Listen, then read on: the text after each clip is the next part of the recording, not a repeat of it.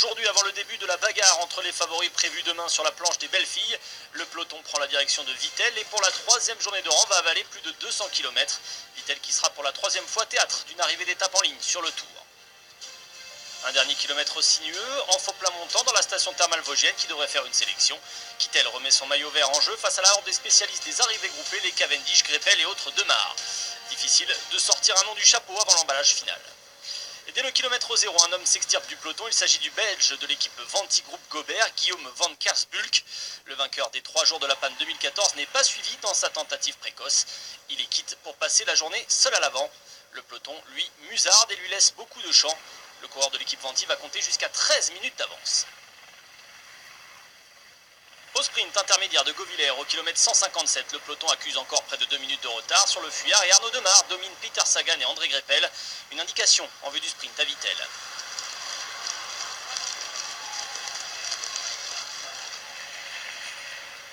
Quelques kilomètres plus loin, Van Kersbulk passe en tête la seule côte répertoriée pour le maillot à pois de la journée.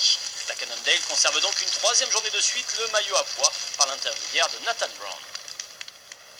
À 16 km de l'arrivée, le coureur belge est repris après 190 km d'échappée. Le peloton se met doucement en ordre de marche en vue du sprint final. Un peloton nerveux qui file à toute allure vers la ligne. Une chute survient alors à 1 km de l'arrivée. Geraint Thomas, le maillot jaune, est pris dedans. Un peu plus loin, c'est Marc Cavendish qui est serré contre les barrières et va au sol. À l'arrivée, Arnaud Demar remporte lui un sprint amputé de plusieurs cadors et signe son premier succès sur le Tour de France. Geraint Thomas, le maillot jaune au sol, Marc Cavendish lui aussi tombé après un choc avec Peter Sagan. Le final de cette étape a été spectaculaire, lancé à près de 65 km/h dans les rues de Vittel. Le peloton nerveux n'a pas résisté, à coup sûr cette quatrième étape va laisser des traces. Sagan lui quitte le Tour à Vittel. Ouais, voilà, c'est extraordinaire, c'est merveilleux, j'en rêve depuis que je suis passé pro.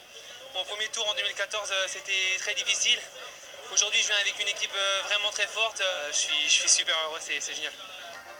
Arnaud Demar s'impose enfin sur le Tour de France. Derrière lui, Peter Sagan est déclassé. Suivent donc Christophe Greppel et Bouhanni. Au général, pas de souci pour Geraint Thomas. Malgré sa chute, il conserve son maillot jaune et devance toujours Chris Froome. Arnaud Demar, lui, est 9e et porteur du maillot vert ce soir.